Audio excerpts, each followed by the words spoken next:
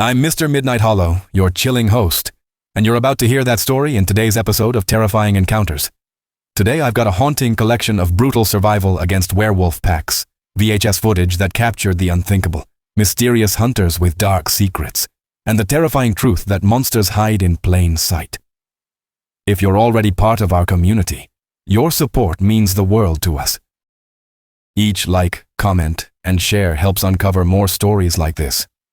Or subscribe to see what rises from the depths of darkness and unfolds before you. Now, let's begin. My name is Michael Reed, and I'm 37 years old. 12 years in the United States Army taught me how to survive ambushes, how to read terrain, how to smell danger before it arrived. But nothing in my training prepared me for what waited in those Carolina woods in the fall of 1996. Sarah and I had been married for 13 years. Our son Ben was 10, smart and curious, always asking questions about the world. After my discharge, we'd spent 2 years in Baltimore, living in a cramped apartment where gunshots punctured the night, and sirens were our lullaby. Sarah worked double shifts as a nurse. I took security jobs that paid poorly and respected less. We were drowning in city noise, violence, and exhaustion. When my uncle died that summer and left me his property outside Asheville, North Carolina, it felt like divine intervention. 7 acres of pine and oak forest, backing up against Pisgah National Forest. A ranch-style house built in the 60s, sturdy and isolated. The kind of place where a man could breathe again. We arrived on September 15th. The moving truck struggled up the dirt road, kicking up dust that hung in the afternoon light like gold powder. Ben pressed his face against the truck window, eyes wide at the endless trees. Duke, our German shepherd, whined and paced in the back seat, sensing the wildness beyond the glass. The house was bigger than I remembered from childhood visits. 3 bedrooms, a stone fireplace, a wraparound porch that creaked under our weight. The kitchen appliances were ancient, the bathroom tiles cracked, but it was ours. No landlord, no neighbors shouting through thin walls, no fear of eviction notices. Sarah cried when she saw it. Happy tears, I think. She hugged me tight and whispered, "We made it." That first week was paradise. I repaired the porch railing, replaced broken windows, cleared brush from around the property. Ben explored the woods with Duke, coming back with stories of deer tracks and bird nests. Sarah planted flowers by the front steps, humming old songs I hadn't heard in years. The nearest neighbors were the King family, 2 miles east on a property that had been in their bloodline since the 1800s. Thomas King was 74, weathered and quiet, with eyes that had seen too much. His son Marcus was in his 40s, thick-armed and suspicious of outsiders. They drove by twice that first week, waving but never stopping. I bought a VHS camcorder from a pawn shop in Asheville. Sarah thought it was extravagant, but I wanted to document everything. Our new life. Ben growing up in clean air, the seasons changing. I filmed Sarah gardening, Ben teaching Duke new tricks, the sunset painting the mountains purple and gold. On September 23rd, I recorded the chicken coop I'd built behind the house. 6 hens scratching in the dirt, clucking contentedly. Ben named them all: Rosie, Pepper, Daisy, Ginger, Clover, and Henrietta. He collected eggs every morning, proud of his responsibility. That night, I filmed the forest at dusk. The camera captured the way darkness pooled between the trees, the way silence settled over everything like a held breath. I remember thinking how peaceful it looked. I was wrong. On September 25th, I woke to Duke barking. Not his usual alert bark, but something frantic, terrified. I checked the clock. 4:17 a.m. Sarah stirred beside me, mumbling something about the dog. I pulled on jeans and boots, grabbed the flashlight from the nightstand. The September air was cold, sharp enough to sting my lungs. Duke was at the back door, hackles raised, growling at something beyond the porch. I opened the door carefully. The flashlight beam cut through darkness, illuminating the chicken coop. 3 of the hens were dead. Not just dead, destroyed.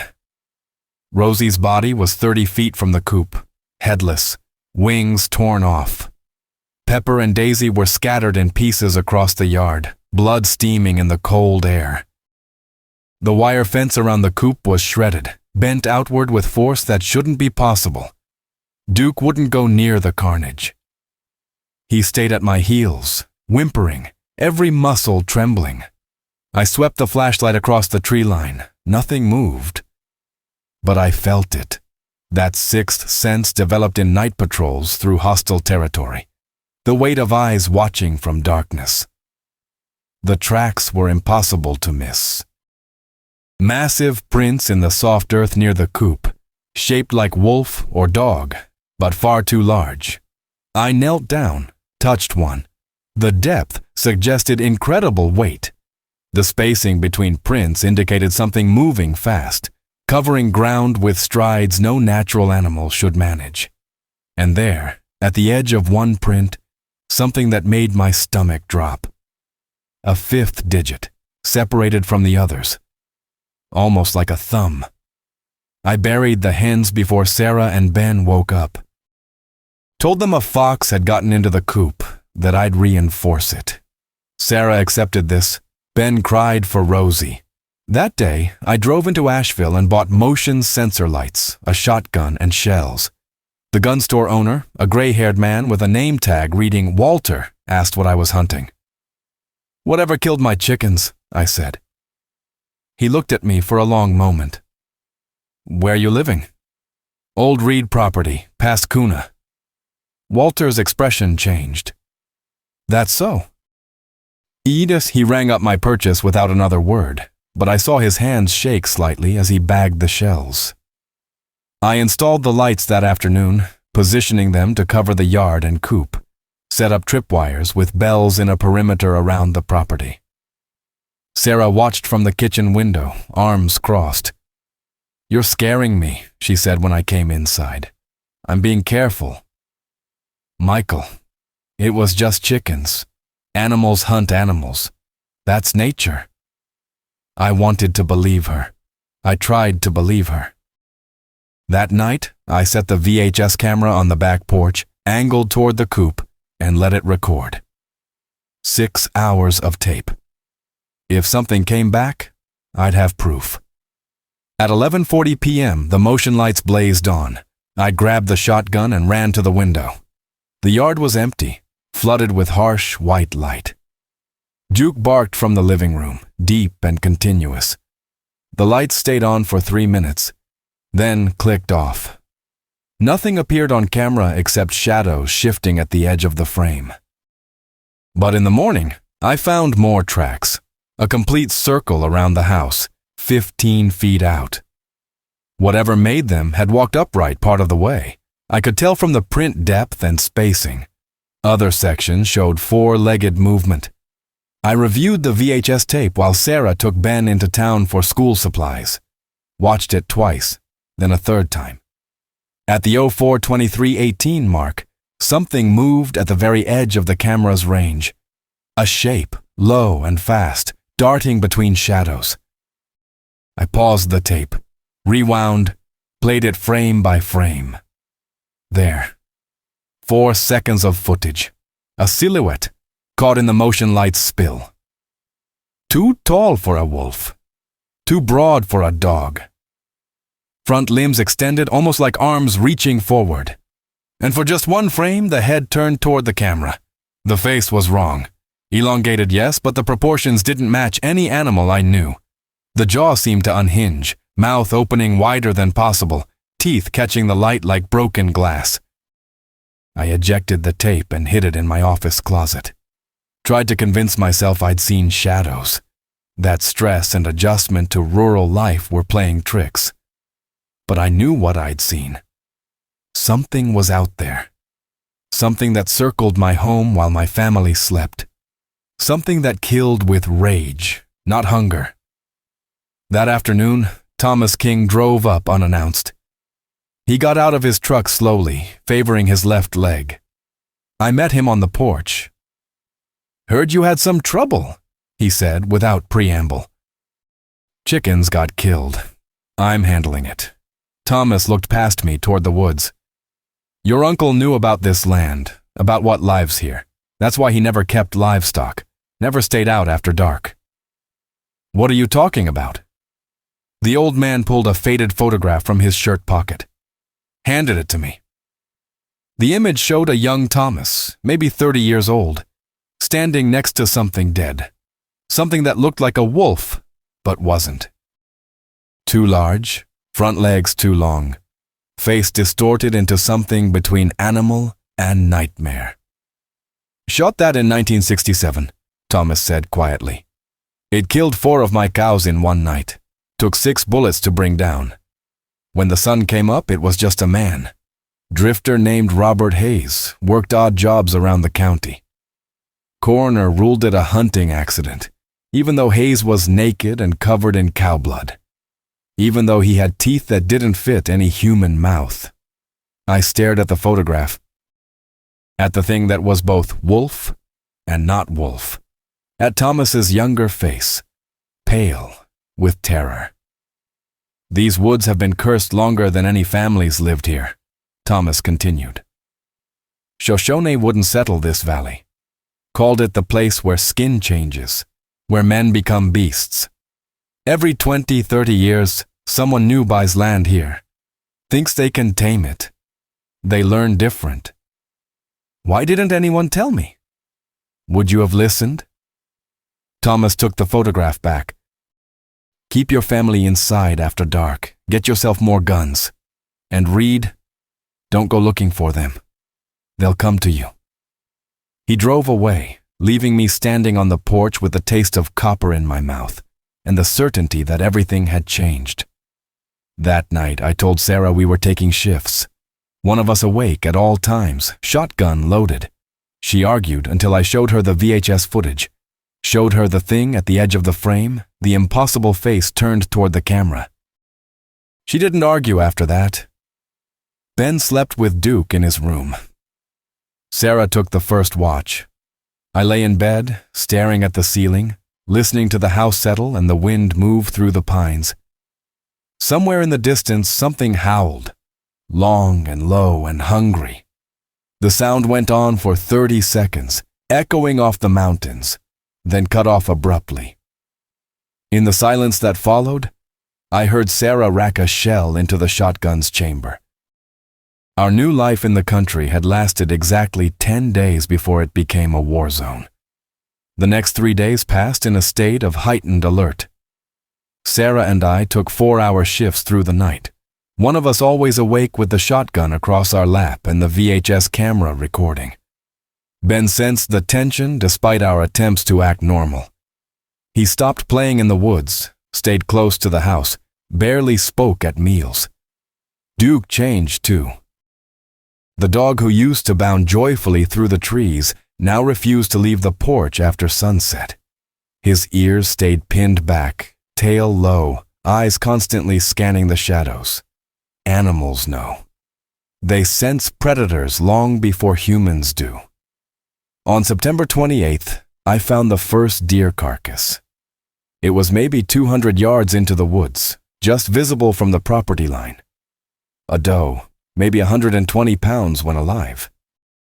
Now she was shredded meat and exposed bone, scattered across 30 feet of forest floor, like something had exploded her from the inside. I approached carefully, shotgun ready. The kill was fresh, maybe 6 hours old. Blood still pooled in the leaves, drawing flies despite the autumn chill. The doe's head was intact, but separated from the body, eyes wide and clouded. Her rib cage had been torn open, organs removed. Not eaten, removed. They were arranged in a rough circle around the main carcass, deliberately placed. This wasn't hunting. This was ritual. I recorded everything on the camcorder, zoomed in on the claw marks scoring the trees around the kill site. 4 parallel gouges, too high up for any normal animal. Captured the drag marks where something heavy had been pulled through the undergrowth. Got close-ups of tracks that made my hands shake. Massive paw prints that occasionally showed 5 digits instead of 4, sometimes showing the flat impression of something walking upright. Back at the house, I showed the footage to Sarah. She watched in silence, face pale, hands clenched together. "We need to leave," she said when it finished. "Leave? We just got here. This is our property, our—" "Michael, look at that. Look at what it did. That's not a normal animal. That's not even an abnormal animal. That's something else. We've sunk everything we have into this place. The mortgage, the repairs, I don't care about the money." Her voice cracked. "I care about Ben. I care about us. Whatever's out there, it's getting bolder. First chickens, now deer. What's next?" I didn't answer because I was afraid I knew. That afternoon, I drove into Asheville proper. Not the tourist areas with their craft breweries and art galleries, but the old industrial district where men worked with their hands and asked few questions. There was a gun shop there called Redmond's, recommended by Thomas King. The owner was a woman in her 60s, lean and hard-eyed, with scars on her forearms that looked like claw marks. Her name was Patricia Redmond. "Thomas called ahead," she said when I introduced myself. "Said you were having trouble on the old Reed property." That's one way to put it. She led me to the back of the shop, through a door marked Private. The room beyond was part armory, part museum. Weapons lined every wall, rifles, shotguns, handguns, but also older things. Crossbows, spears, weapons I didn't have names for. "What you're dealing with," Patricia said, "most people don't believe in. Sheriff won't help. State wildlife officers will tell you it's bears or wild dogs. They'll lie because the truth is too damn scary." "What is the truth?" She pulled a wooden box from a shelf, set it on the workbench between us. Inside were bullets, hand-loaded, the tips gleaming silver. "Silver won't kill them," she said. "That's Hollywood garbage, but it hurts them worse than regular ammunition, slows them down, burns them in ways I don't understand." She closed the box, pushed it toward me. 50 rounds. That's all I have. Use them carefully. How much? Nothing. Consider it community service. Thomas King saved my life 30 years ago when one of those things came through my bedroom window. I owe him. And now I'm paying that debt forward to you. I took the box. "What are they? What am I fighting?" Patricia leaned against the workbench. The Shoshone called them skinwalkers. The Cherokee had their own name, something that translates to the ones who wear 2 faces. Europeans brought their own legends when they settled here. Werewolves, shapeshifters, demon wolves. Every culture that encounters them comes up with their own explanation. But what are they really? I don't know.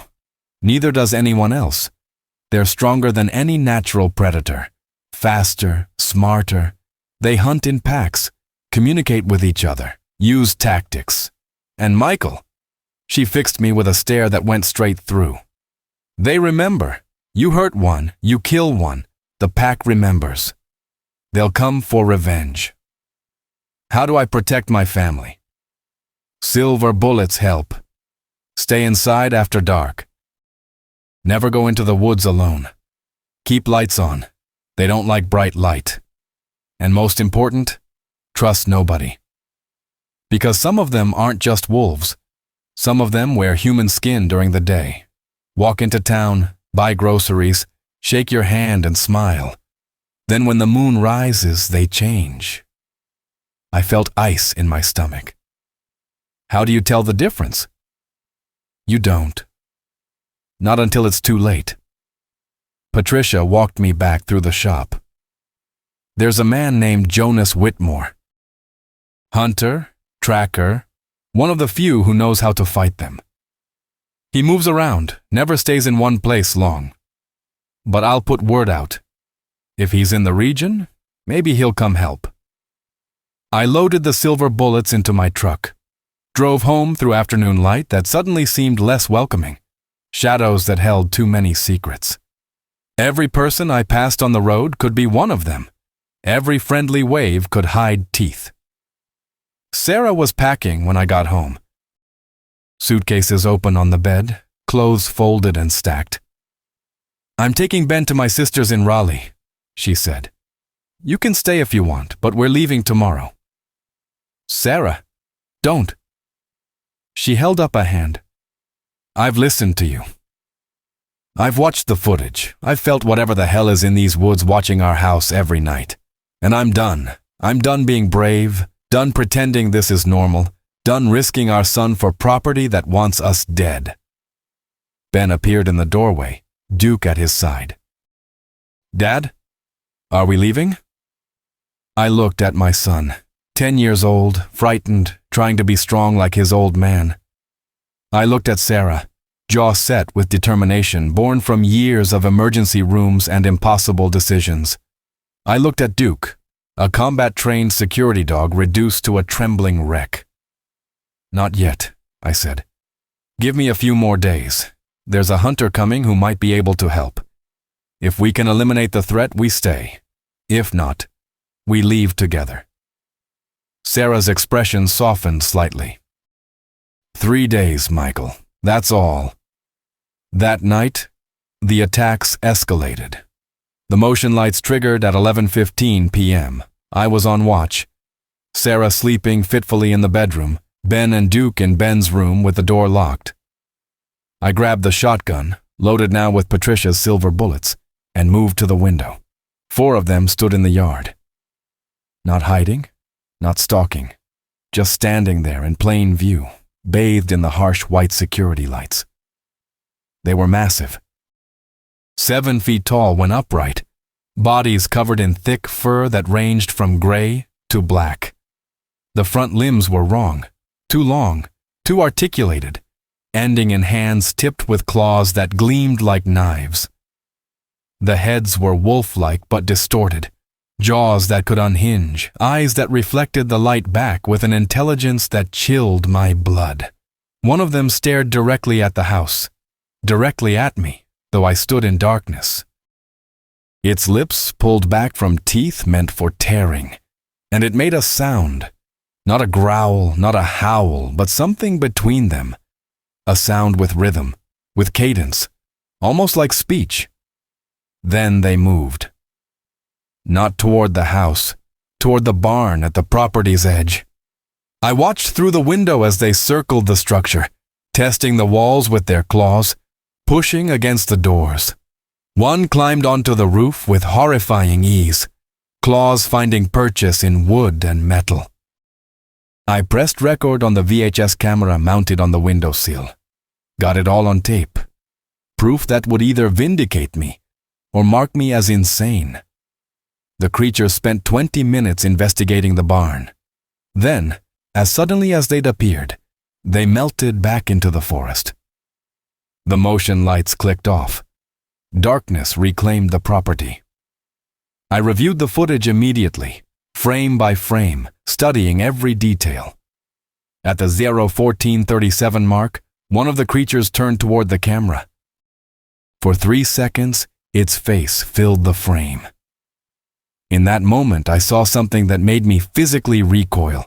The eyes weren't animal. They held thought, purpose, malevolence, and somewhere in the structure of the face, beneath the fur and fangs and distortion, I saw something almost human, like a man's skull had been stretched and reshaped into this nightmare form. Sarah appeared behind me, drawn by my sharp intake of breath. She watched the frozen frame, one hand covering her mouth. "What is that?" she whispered. "I don't know, but it's not just an animal." Ben screamed. We ran to his room, Sarah ahead of me. The door was still locked, but something was scratching at Ben's window from outside. The glass rattled, wood frame groaning under pressure. Duke barked continuously, putting himself between Ben and the window. I unlocked the door, pulled them both out, shoved them toward our bedroom. Get in the closet. Don't come out until I say. I moved back to Ben's window. Through the glass, maybe 2 feet away, a face stared back at me. Fur, teeth, eyes that burned with cold intelligence. We locked gazes for 3 seconds that felt like hours. Then I raised the shotgun and fired through the glass. The blast was deafening in the small room. The window exploded outward in a shower of shards. The creature shrieked, high and piercing, almost human in its agony, and fell backward off the porch roof. I racked another shell, moved to the window. The yard below was empty except for dark blood splattered across the porch boards. No body, but a trail of blood led toward the woods, black in the moonlight. I'd hit it, wounded it, and now, according to Patricia, they'd remember. The rest of the night passed in tense silence. I sat in the living room, shotgun across my knees, every light in the house blazing.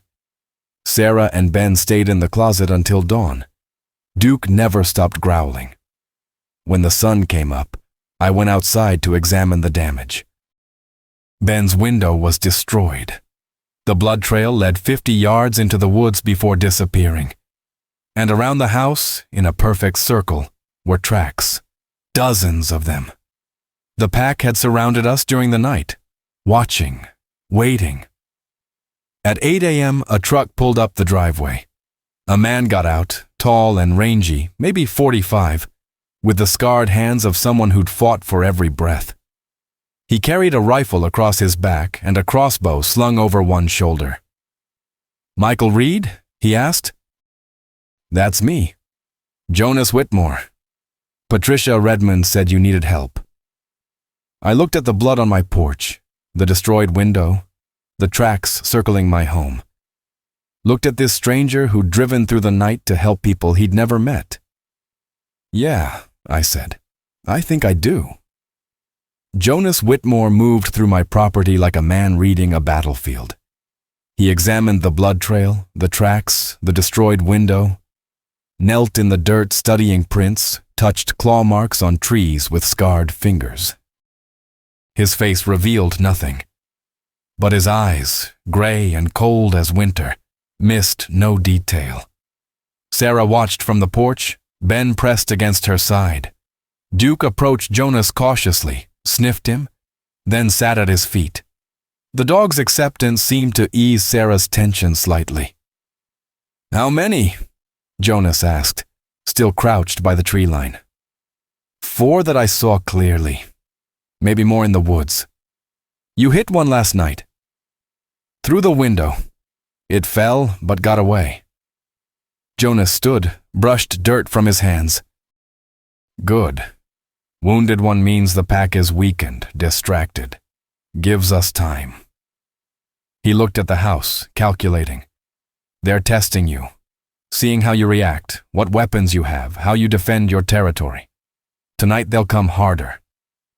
"Tonight?" Sarah's voice was sharp with fear. "We can't stay here tonight."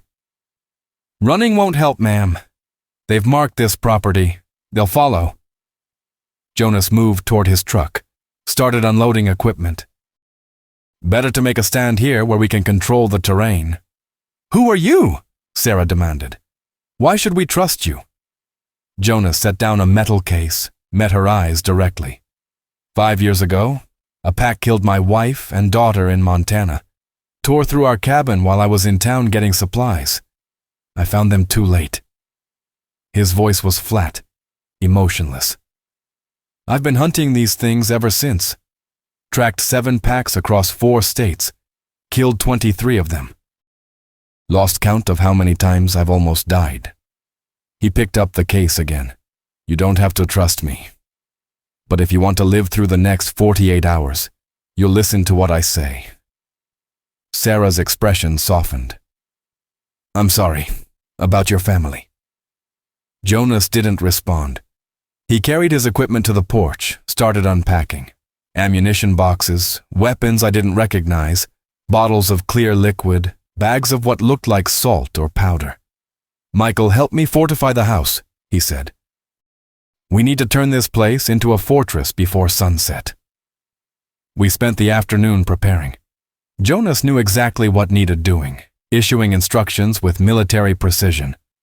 We boarded up Ben's broken window with plywood and 2x4s, reinforced all other windows with interior shutters made from spare lumber, positioned furniture to create defensive firing positions, set up overlapping fields of fire covering every approach to the house. The VHS cameras became crucial to our defense. Jonas helped me position 3 more around the property, one covering the barn, one watching the driveway, one focused on the western woods where the pack seemed to emerge. All feeds ran to my office, where we could monitor multiple angles simultaneously. Documentation is important, Jonas said as we mounted the last camera. Most people who survive these attacks have no proof, no evidence, just trauma and disbelief. But you've been recording everything. That footage is valuable. Not just for you, but for everyone who'll come after. You think this will happen to others? It's happened before. It'll happen again. These things have been hunting humans for thousands of years. We just pretend they don't exist because acknowledging them breaks our understanding of the world. Inside, Sarah and Ben were preparing in their own way. Sarah had gathered every light source we owned, flashlights, lanterns, candles, and distributed them throughout the house. Ben helped Duke eat, giving the dog extra food. Kids and animals understand on an instinctive level what adults rationalize away. At 4 p.m., Jonas called me into my office. He'd been reviewing the VHS footage I'd shot over the past week. The chickens, the deer, the creatures in the yard, the attack on Ben's window. This one, he said, pausing on the frame showing the creature staring at the camera. You see the marking on its chest? I leaned closer. There, beneath the matted fur, was a scar. 3 parallel lines running from shoulder to sternum. That's not a natural scar, Jonas continued. That's surgical. Someone cut this thing open and sewed it back up. What are you saying? I'm saying these aren't purely natural creatures. Somewhere at some time humans intervened, experimented, maybe tried to create them, maybe tried to control them. But someone with medical knowledge worked on this one. He fast-forwarded to another section of footage. And this one, see the way it moves? That's military tactical positioning. These things are using squad formations, flanking maneuvers, coordinated attacks. Someone taught them that. The implications made my stomach turn. A government program? Maybe, or private research, or something older that we've lost knowledge of. Jonas ejected the tape, carefully labeled it. Whatever the origin, they're beyond control now. They hunt, they kill, they breed, and they're spreading. At 5:30, as autumn darkness crept across the mountains, Jonas gathered us in the living room. Sarah, Ben, Duke, and me. He'd laid out weapons on the coffee table, shotguns, rifles, handguns, all loaded with silver ammunition. Here's what's going to happen, he said. They'll come at full dark, probably around 7. The pack knows Michael wounded one of them, so they're angry. They'll try to breach the house, test every entry point. Our job is to make that impossible. He pointed to a hand-drawn map of the property. Michael, you take the kitchen and back door. That's their most likely entry point. Farthest from the driveway, closest to the woods. Sarah, you're in the master bedroom with Ben and Duke. That's our safe room. If they breach, you lock that door and don't open it for anyone except me or Michael. What about you? I asked. I'll be mobile, moving between positions, filling gaps, taking shots of opportunity. He looked at each of us in turn. When they come, don't hesitate. Don't think of them as animals you're harming. They're intelligent, yes, but they're also predators that see you as food. You shoot to kill, no warnings, no mercy. Understood? We nodded. One more thing. Jonas pulled out the bottles of clear liquid I'd seen earlier. This is a mixture: holy water, silver nitrate, wolfsbane extract, and some other compounds. Old recipes passed down from hunters who fought these things for centuries. We're going to coat every window, every door, every entry point. It won't stop them, but it'll burn them, slow them down. Sarah took one of the bottles. You really believe this works? Holy water and wolfsbane. I believe fear is a weapon, Jonas replied. And these things fear certain substances, certain symbols. Whether it's chemistry or psychology or actual supernatural properties doesn't matter. If it hurts them, we use it. We spent the next hour applying the mixture to every threshold, every windowsill. The liquid had a sharp, acrid smell that made my eyes water. Duke sneezed and backed away from the treated areas. At 6:30, full darkness had fallen. The security lights created islands of brightness in an ocean of black. Beyond their reach, the forest was impenetrable. Anything could be out there. Jonas positioned himself by the front window, rifle ready. I took my post in the kitchen, shotgun loaded, 3 spare boxes of shells within reach. Sarah and Ben disappeared into the master bedroom. I heard the lock click, then silence. The VHS cameras were all recording. 6 different angles, 6 different perspectives on whatever was about to happen. At 6:55, the first howl echoed through the mountains. Long, mournful, hungry. It was answered by another, then another. The pack was gathering, coordinating. Duke started barking. Not his usual warning bark, but something desperate, terrified. Jonas appeared in the kitchen doorway. They're here. Multiple contacts, all sides. Stay sharp. I gripped the shotgun tighter. Through the kitchen window, I could see nothing but darkness and the edge of the security light's reach. But I felt them out there. Felt eyes watching, measuring, planning. The motion lights blazed on simultaneously. All 4 units, flooding the property with harsh white light. They were everywhere. At least 8 of them, possibly more, surrounding the house in a loose circle just beyond comfortable shooting range. They stood upright, 7 feet of muscle and fur and teeth, steam rising from their open mouths in the cold air. The largest one, the alpha, presumably, stepped forward. It had the scarred chest I'd seen on the footage. Its eyes caught the light and blazed like headlights. When it opened its mouth, the sound that emerged was half howl, half speech. Guttural, rhythmic, commanding. The pack responded. They moved as one, converging on the house from multiple directions. "Here they come!" Jonas shouted. The first one hit the front door with enough force to crack the reinforced frame. The second went for the boarded-up window in Ben's room. A third scrambled onto the roof, claws scrabbling on metal. I fired through the kitchen window as one approached. The glass exploded. The silver shot caught the creature in the shoulder, spinning it around. It shrieked, fur smoking where the silver had struck, but didn't go down. Jonas's rifle barked twice. A creature near the front door stumbled, blood spraying black in the security lights. Then the back door exploded inward. The creature that came through was smaller than the others, but faster. It covered the distance to me in 3 bounds. I barely got the shotgun up in time. Fired point blank into its chest. The blast threw it backward into the doorframe, but its claws raked across my left arm, cutting through shirt and skin like I was made of paper.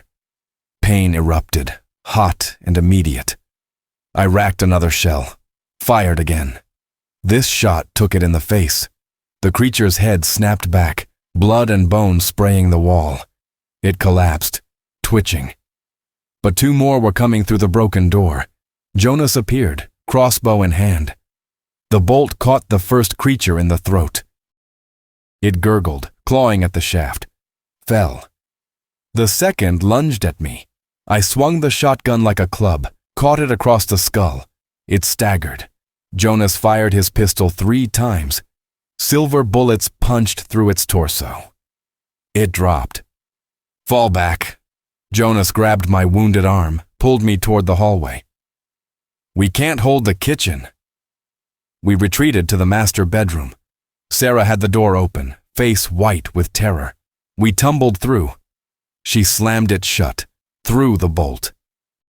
For 10 seconds, there was silence except for our ragged breathing. Then the scratching started. At the door, at the window, on the walls. They were all around us, testing every surface, looking for weakness. Ben was crying. Duke pressed against him, fur raised, teeth bared. Sarah reloaded her revolver with shaking hands. Jonas checked my arm. The cuts were deep, bleeding freely. "That'll need stitches," he said. "But later, right now." The window exploded inward. A massive clawed hand reached through the broken glass, grabbed the interior shutter, and tore it away like cardboard. The creature's face appeared in the opening, jaws wide, teeth gleaming. Sarah fired. The revolver's roar was deafening in the enclosed space. The shot hit the creature between the eyes. It fell back, disappeared from view. But the window was open now, compromised. "Move the dresser!" Jonas shouted. We shoved the heavy furniture against the broken window. It wouldn't hold long, but it might buy us time. The door shook as something massive hit it from outside. Once, twice. The frame cracked. Another hit and the bolt would give. Jonas reloaded his rifle. "When that door breaks, we make our stand here. No more running." I checked my shotgun. 3 shells left in the tube. Sarah had maybe 4 rounds in her revolver. Jonas had half a magazine in his rifle, and 1 spare. Not enough. Not nearly enough. The door exploded inward in a shower of splinters. The Alpha came through first, the one with the scarred chest, the one I'd wounded the night before. Blood matted its fur where my silver shot had burned it. But the injury only seemed to make it angrier. It filled the doorway, massive shoulders scraping the frame, eyes blazing with intelligence and rage. Jonas fired. The rifle round caught it in the shoulder, spinning it sideways. But it recovered instantly, launching itself into the room with terrifying speed. I got 1 shot off, caught it in the ribs. Silver burned through fur and flesh. The creature roared, a sound that was part wolf, part human scream, and crashed into the bed, collapsing the frame. Sarah fired twice. Both shots hit, but the Alpha kept coming. It lashed out with 1 massive paw, catching Jonas across the chest and sending him flying into the wall. He hit hard, rifle clattering from his hands. Ben screamed.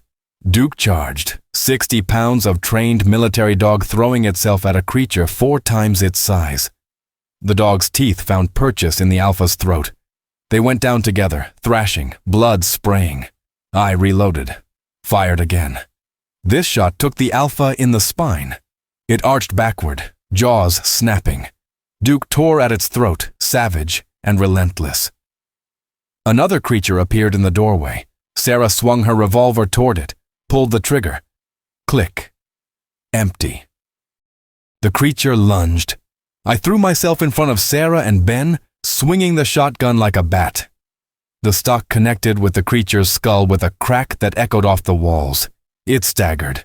I reversed the shotgun, jammed the barrel into its mouth, and pulled the trigger. The back of its head exploded across the hallway.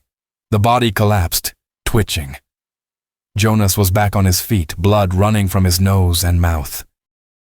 He grabbed his rifle, moved to the doorway, and started firing into the hall. I couldn't see what he was shooting at, but I heard the impacts, heard creatures shrieking and falling. Duke released the Alpha's throat. The massive creature lay still, blood pooling beneath it. The dog stood over it, hackles raised, teeth bared, waiting for it to move again. It didn't. "Michael!" Jonas shouted. "Window!" I spun. The dresser blocking the broken window was moving, being pushed inward by something on the other side. Sarah grabbed Ben, pulled him into the corner farthest from both the door and window. I fired at the dresser. The shot punched through wood, and whatever was behind it shrieked. Jonas tossed me his pistol. "Last magazine. Make it count." I caught it, checked the slide. 8 rounds. Maybe 9 if one was chambered. The dresser toppled inward. 2 creatures scrambled through the opening, claws scrabbling on glass and wood. Jonas shot one. I fired 3 times at the other. It stumbled but didn't fall. Jonas's crossbow bolt caught it in the throat. It gurgled, collapsed. "How many more?" I gasped. "I counted 8 initially. We've killed—" Jonas's words cut off as something hit him from behind. A creature had come through the window, silent and fast. Its claws sank into Jonas's back. He screamed. I fired the pistol. 2 shots, both hitting the creature's torso. It released Jonas, turned toward me. I fired again. Again! The slide locked back, empty. The creature took 3 steps forward, claws reaching for me. Then its legs gave out. It collapsed 6 feet away, blood pumping from multiple wounds. Jonas was on his knees, breathing hard. His back was shredded, shirt soaked red. "I'm out," he said through gritted teeth. "No more ammunition." I checked my pockets. 2 shells for the shotgun. That was all we had left. Sarah was crying. Ben clung to her, face buried in her shoulder. Duke stood guard, limping now, blood on his muzzle. "Everybody okay?" I asked. "Define okay," Jonas managed. He tried to stand, couldn't. "I'm done, can't fight anymore." I helped him to the corner with Sarah and Ben. His blood was everywhere, mixing with creature blood, soaking into the carpet. The bedroom looked like an abattoir. 5 dead creatures lay scattered across the room and hallway. The Alpha's massive body dominated the space. "Is it over?" Sarah whispered. I moved to the broken window, looked out. The security lights showed an empty yard, no movement in the trees, but I'd learned not to trust silence. "Maybe," I said, "or maybe they're regrouping." We waited. 5 minutes. 10. Nothing moved outside. The house creaked and settled. Somewhere, a board fell from a broken barricade. At 15 minutes, I risked moving to the hallway, checked the other rooms. Empty. The kitchen door hung from one hinge. The back door was completely destroyed, but no more creatures. I returned to the bedroom. "I think they've pulled back." Jonas nodded weakly. "Wounded Alpha. Lost multiple pack members. They'll retreat. Tend their injuries." "But Michael—" He coughed, blood on his lips. "They'll come back. Tomorrow, next week, next month. They won't forget what happened here. Then we leave. Pack up, abandon the property, start over somewhere else? Won't matter. They've marked you now. You're sent, your family. They'll track you anywhere." Jonas's eyes were glazing, shock setting in. "Only way to end this is to kill the pack. Every last one." "How do we do that?" "Find their den. Hit them during daylight when they're weakest. Fire works best. They're terrified of fire. But you need to be sure. Miss even one and it'll hunt you forever." Sarah pulled me aside. "He needs a hospital, we all do. Your arm, his back, Ben's in shock. If we leave now, go into town, what happens?" She understood immediately. "You think some of them are in town, living as humans. Jonas said they can change. Wear human skin during the day. Patricia warned me the same thing." I looked at the dead creatures. In death, they looked less monstrous. The fur seemed thinner, the faces more human beneath the distortion. What if the sheriff's office won't help us? What if the hospital staff includes one of them? Then what do we do? We wait for dawn, treat Jonas as best we can, then we hunt them, find their den and end this. Jonas overheard. "There's tracking equipment in my truck. UV lights. They mark trails invisible to human eyes. Thermal scope. You can spot their body heat signatures even in full daylight. And thermite grenades. Military grade. Hot enough to burn through steel." He coughed again. "Everything you need to exterminate them." We spent the next hours in tense vigil. Sarah used her nursing training to clean and stitch Jonas's wounds. They were bad, deep lacerations that would scar, but not immediately fatal. My arm was less severe. 4 clean cuts that Sarah closed with butterfly bandages. Ben fell asleep finally, exhaustion overwhelming fear. Duke curled beside him, both of them trembling even in sleep. At 5 a.m., the first gray light appeared on the horizon. I stood at the broken window, shotgun reloaded with my last 2 shells, and watched dawn break over the mountains. The VHS cameras had captured everything. 6 different angles of the massacre. Proof that would either validate our story or mark us as madmen. I didn't care anymore which. I just wanted my family safe. At 6:30, Jonas could stand. He was pale, weak, but functional. "Time to hunt," he said. We loaded his equipment into my truck. The UV light was handheld, like a flashlight, but heavier. The thermal scope attached to his rifle.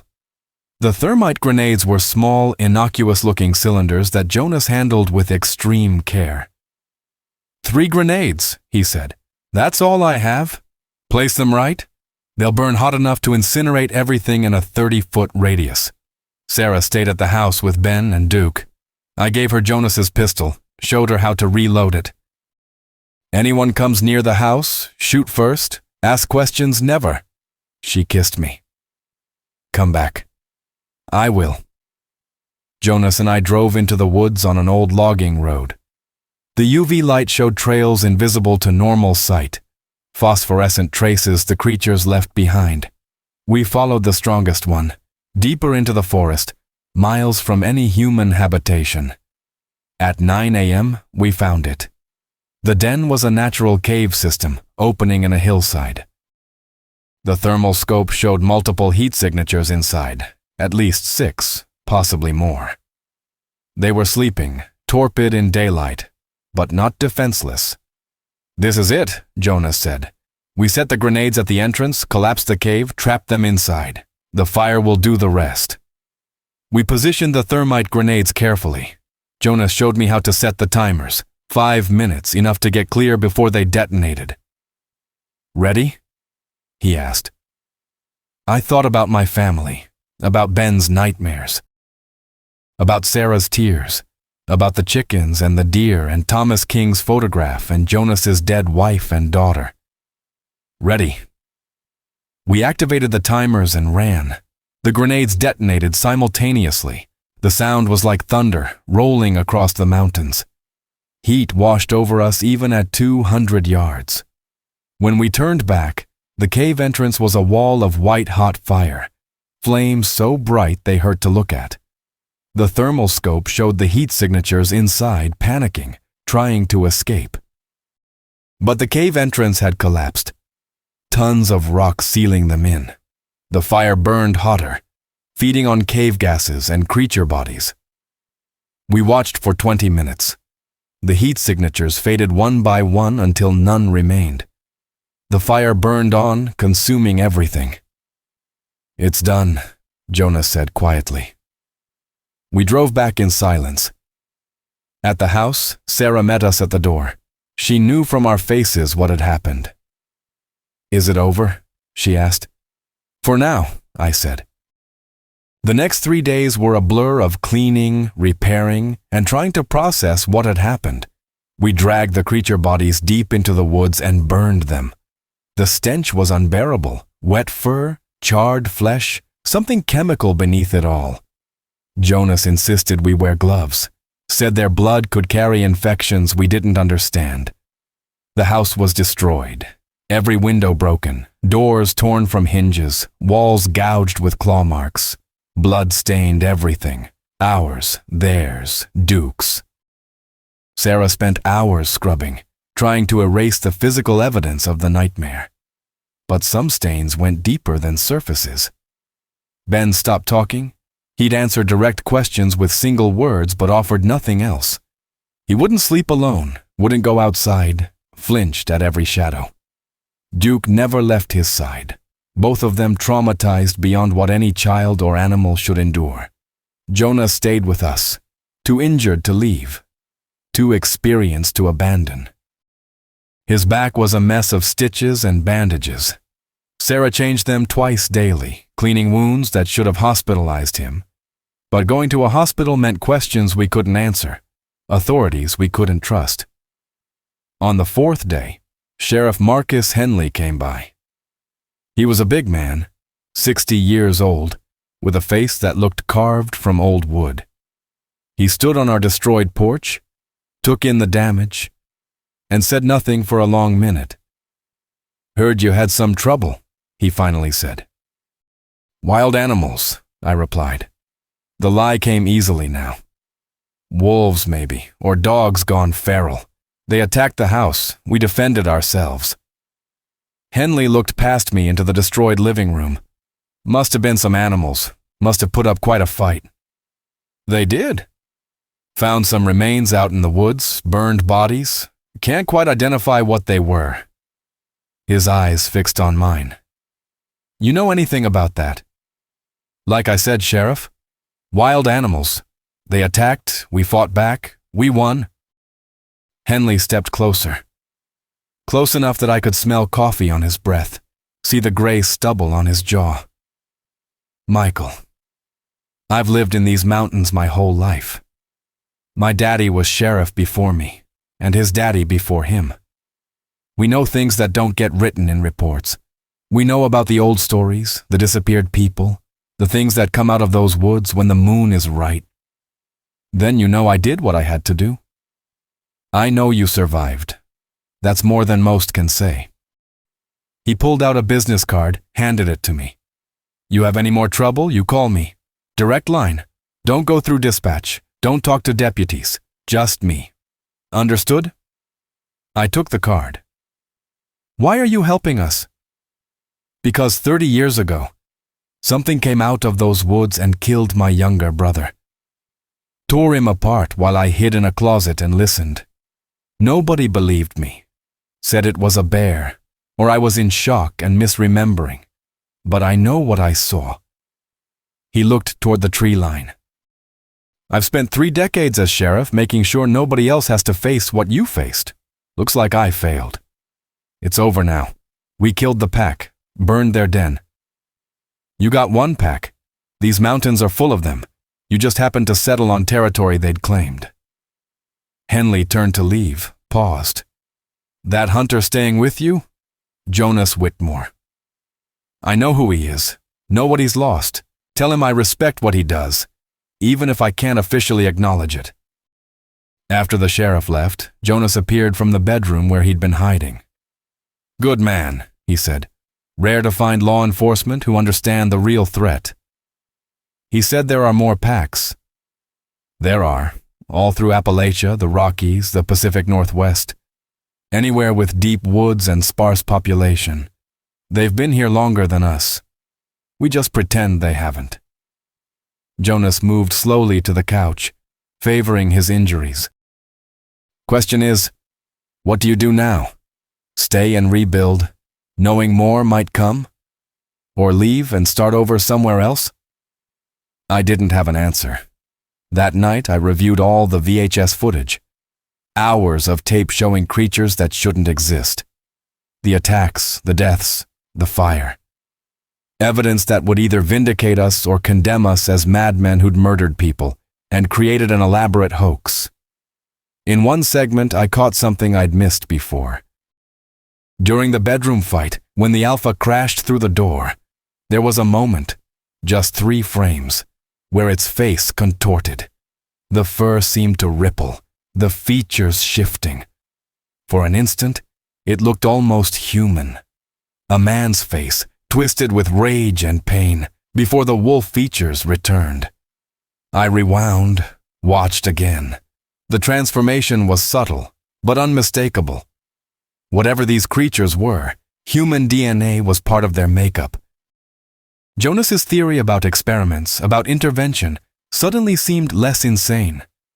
I made copies of the most important footage, burned 3 separate VHS tapes with the key evidence: the attacks, the creatures' faces, the thermal imaging of the den. Hid them in different locations. If something happened to us, someone would find them eventually. Someone would know the truth. Sarah found me in the office at 2 a.m., surrounded by tapes and notes. She sat down, took my hand. "We're leaving," she said. "I've already called my sister. She's sending money for plane tickets. We're going to Raleigh, staying with family until we figure out what's next. The property, let it go. Sell it, abandon it, burn it down for all I care. Michael, our son hasn't spoken more than 10 words in 4 days. Duke won't stop shaking. You and Jonas are held together with stitches and stubbornness. This place is killing us. Jonas said they'll track us, that we're marked now. Then we keep running. We change names, move every few months, live paranoid. But we live. That's better than dying here, waiting for the next pack to show up." She was right. I knew she was right. Jonas left the next morning. His truck was packed, weapons secured. He moved stiffly, pain evident in every motion, but he refused further help. "Where will you go?" I asked. "Montana. Got reports of activity there. Another family needs help." He shook my hand. "You did good, Michael. Better than most. You kept your family alive. That's what matters. Will we see you again?" "Hope not. If you do, it means more trouble found you." He climbed into his truck, paused. "Keep those tapes safe. One day people need to know the truth. Maybe not today, maybe not for years. But eventually, the world has to face what's in the shadows." He drove away, disappearing down the mountain road. We left 3 days later. Sarah and Ben flew to Raleigh. I stayed an extra day to handle the property. Listed it with a real estate agent, knowing it would sell cheap, if it sold at all. Places with bad histories never fetched fair prices. Thomas King came by as I was loading the last boxes. He didn't get out of his truck, just rolled down the window. "Heard you killed them," he said. "Most of them. That'll do. For now." He handed me a folded piece of paper. "You ever come back to these mountains, you call that number. There's people who understand. People who fight. You'd fit in with them." I unfolded the paper. It listed names, numbers, locations scattered across multiple states. An underground network of hunters, survivors, believers. "How many?" I asked.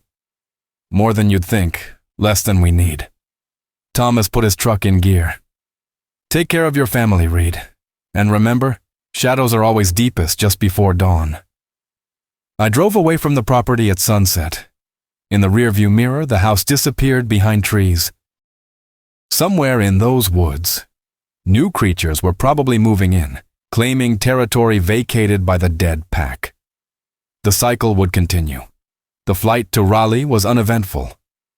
Sarah's sister met us at the airport, asking questions we answered with vague half-truths. Wild animal attacks, property damage, needed a fresh start. She accepted this because people always prefer comfortable lies to terrifying truths. Ben started talking again after 2 weeks. Small words at first, then sentences. He'd wake screaming some nights, saying they were at the window, but gradually the nightmares faded. Duke recovered too, though he never quite returned to his pre-attack confidence. Some scars run deeper than flesh. I got a job doing security for a corporate office building. Boring work, safe work. Sarah returned to nursing. Night shifts at a hospital where the only monsters were human illness and human cruelty. We were healing, moving forward, building new lives from the wreckage of the old. But I kept the VHS tapes, stored them in a safety deposit box at a bank Sarah didn't know about. Insurance against memory failing, against people saying it never happened, against the world forgetting that monsters are real. And sometimes, late at night, I'd stand at our apartment window and look toward the western mountains. Wonder if Jonas was still out there, still fighting.